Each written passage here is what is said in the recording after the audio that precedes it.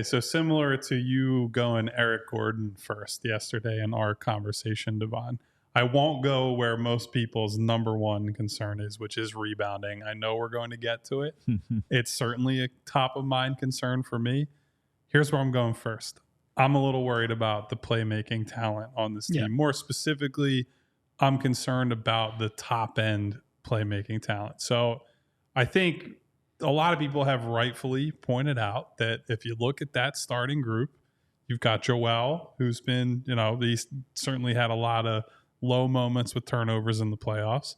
Paul George, who, while he can play make, it is certainly not a natural strength of his. It's more, I'm using my scoring, my shooting threat to set up the pass. There's Tyrese Maxey, who, while we saw growth from him last year, I still don't think he consistently makes the advantage pass enough. And I think more importantly, it's something we talk about with young guards a lot. I think he struggles to find that middle ground between I need to be aggressive and make aggressive reads and aggressive passes, and I need to protect the basketball. A lot of times we're sitting here like, hey, he had 8 assists and 1 turnover, and I think that's great, right? Like if you can make these great ratios and you're winning games and all that, that's awesome. I think sometimes that reflects on he either isn't willing or isn't seeing some of those riskier passes that, they're going to create or lead to more turnovers, but they're also going to put defenses in rotation. They're going to lead to open threes. And so I'm waiting to see what Tyrese's next evolution is.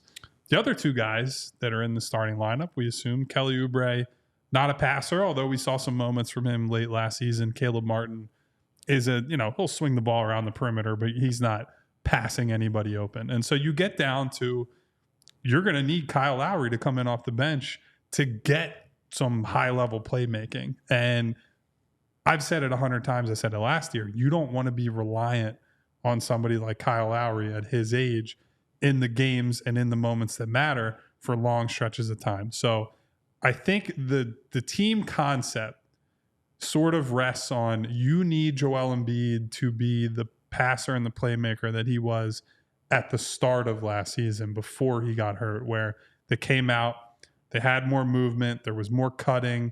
You saw the impact that Nick Nurse had with the scheme and the style of play, that Joel was a willing passer. You need to see more of what we saw, frankly, at the Olympics that we've talked about quite a bit, just being willing to move the ball and not dominate the ball, dominate the offense the way Joel has in the past. But I am a bit concerned that of the guys that we expect to be, potential closing type guys who will be in that 7 or 8 locked, nailed in guys in the playoff rotation, I'm not sure there's a single above average passer in that group. No, I think there's quite clearly not. If you want to go by, for their position, you could argue Joe is above average for his position, but not above average for a primary offensive option.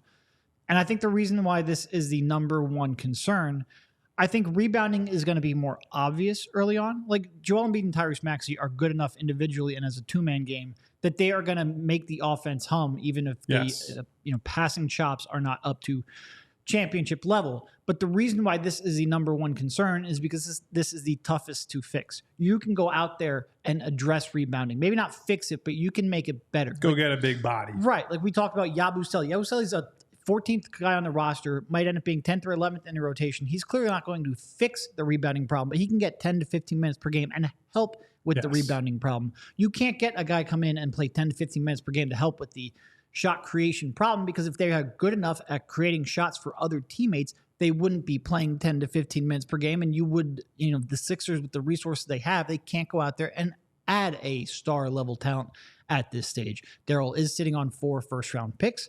That gives him a little more flexibility than maybe you would expect. That's going to be something that we talk about a lot there as we get to the trade deadline. And this is a situation where they pretty much have to make this move this year, because it gets a lot tougher to do that with all of the aprons and stuff that we won't relitigate at this point. But it is much more difficult to go out there and fix the shot creation problem than it is to address, or at least make incremental improvements toward the rebounding situation. That's why I agree with Kyle. It is far and away the number one concern, not in terms of them being good, not in terms of them being, a top 10 offense. But in terms of winning a championship, the ceiling is where it that really is the comes one in. where if there was something that was going to keep me up at night, that would be the one. We all silly like the mayor.